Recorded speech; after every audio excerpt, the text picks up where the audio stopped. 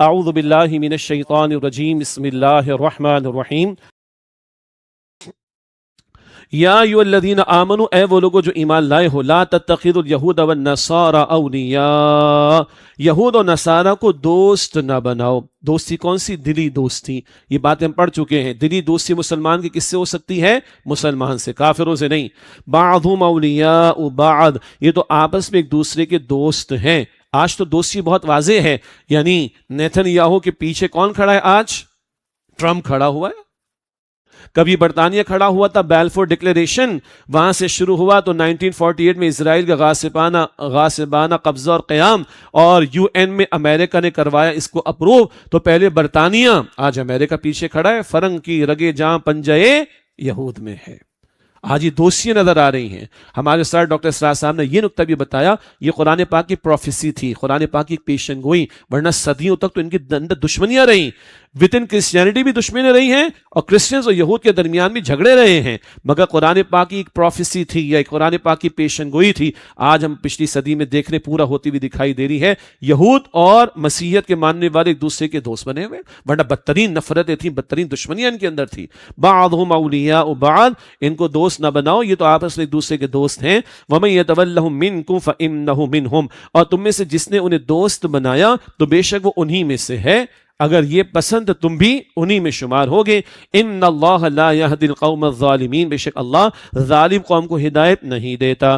فَتَرَى الَّذِينَ فِي قُلُوبِهِم مَرَضٌ، چنانچہ آپ انہیں دیکھتے ہیں کہ جن کے دلوں میں نفاق کی بیماری ہے، یسارعون فیہم، وہ لپک لپک کر انہی میں گھستے ہیں۔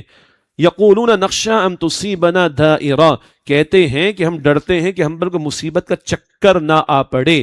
دنیا پرست منافقین یہود سے، نصارہ سے، خاص طور پر یہود بنا کر رکھتے تھے اپنے مفادات کی پروٹیکشن کے لیے۔ یہ اس دور کا ذکر تو ہے، یہ آج بھی آپ کو نظر آئے گا۔ ارے تم ان ظالموں کے ساتھ تعلقات، ان ظالموں کے ساتھ معاہدات، ان ظالموں کو تم نوازو، ان ظالموں کو تم انویٹیشنز دو، ان ظالموں کو تم ریسیپشن دو، ان ظالموں کو تم اتنا پیسہ دو، کیوں بھائی؟ نخشی ان تصیبنا دائرہ، ہم ڈرتے ہیں کہ ہم پر کوئی مصیبت کا چکر نہ آ پڑے، ہماری کنگشپ ختم نہ ہو جائے، ہماری بادشاہتیں ختم نہ ہو جائیں، ہماری چودراہٹیں ختم نہ ہو جائیں، ہمارے اقتدار اسٹیک پر نہ آ جائیں، ہماری کرسیاں ختم نہ ہو جائیں۔ مفاد پریسی ادھر بھی تھی، مفاد پریسی آج یہاں بھی نظر آ رہی۔ اللہ کا تبصرہ، فَعَسَى اللَّهُ أَن يَأْتِيَ بِالْفَتْحِ وَأَمْرٍ مِّنْ عِنْدِهِ، تو قریب ہے کہ اللہ مسلمانوں کو فتح عطا فرما دے، یا اپنی طرف سے کوئی اور بات ظاہر فرما دے۔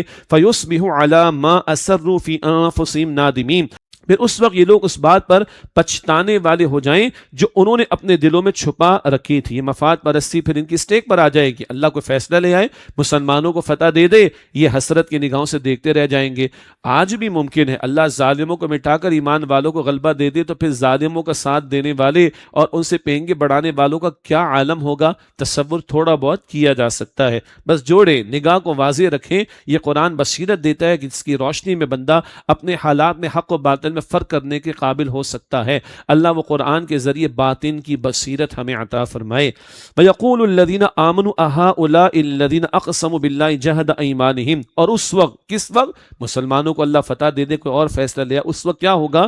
اور اس وقت وہ لوگ جو ایمان لائے کہیں گے، کیا یہ وہی لوگ ہیں جنہوں نے اللہ تعالیٰ کی بڑی پختہ قسمیں اٹھائی تھیں کہ یقیناً انہم لمعکم، کہ یقیناً وہ تمہارے ساتھ ہیں؟ یہ تو ڈراپ سین ہو جائے گا، یہ تو ان کا پنڈورا باکس کھل جائے گا، یہ تو ان کی تذلیل ہو جائے گی۔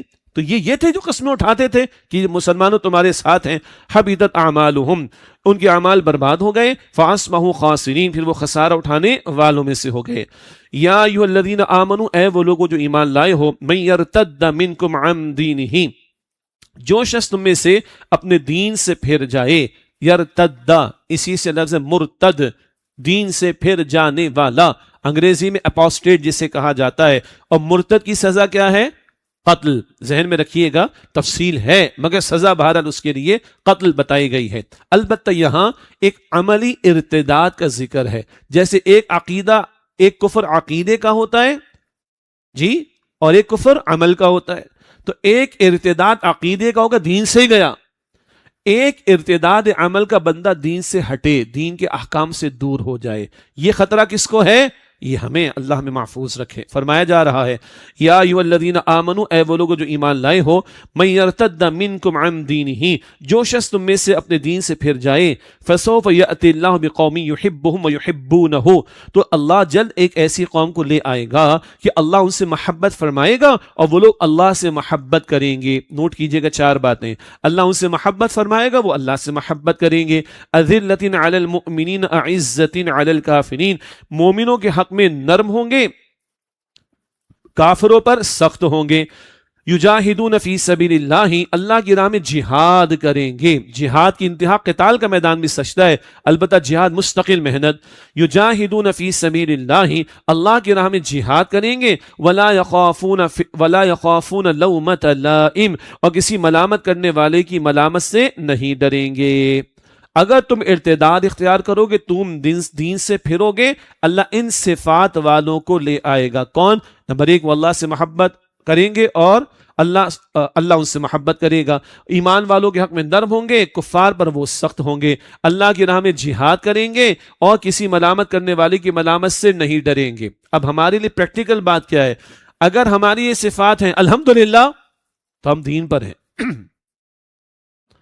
اور اگر یہ صفات نہیں ہے تو پھر ڈرنا چاہیے کہ دین سے ہٹ تو نہیں رہے، عملاً ارتداد تو نہیں کر رہے، اللہ اس سے محفوظ رکھے۔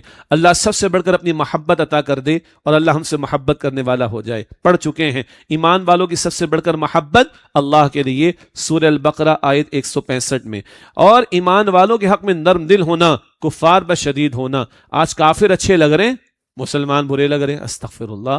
کافروں کی تہذیب، ان کا ازم، ان کی سسٹمز اور ان کی حرکتیں اچھی لگ رہی ہیں اور مسلمان برے لگ رہے ہیں، استغفر اللہ۔ نہ، ایمان والوں کے حق میں نرم دل اور کفار پر شدید ہوں گے، سخت ہوں گے۔ نمبر 3، اللہ کی راہ میں جہاد کریں گے، مستقل محنت بندگی کے لیے، اللہ کی مستقل محنت دعوت دین کے لیے، مستقل محنت نفاذ دین کی محنت کے لیے۔ یہ پوری محنت کیا ہے؟ جہاد فی سبیل اللہ۔ اور نمبر 4، کسی ملامت کرنے والے کی ملامت سے نہیں ڈریں گے۔ بھائی لوگ کفر کرنے میں شرم محسوس نہیں کر رہے، شرک کرنے میں شرم محسوس نہیں کر رہے، شیطان کا ساتھی بننے میں شرم محسوس نہیں کر رہے، دنیا پرست بننے میں شرم محسوس نہیں کر رہے۔ ایمان والوں کو حق کی بات کہنے میں، حق کی آواز بلند کرنے میں شرم آنی چاہیے۔ نو، ولا یخافون لومۃ لائم، اور کسی ملامت کرنے والے کی ملامت سے نہیں ڈریں گے۔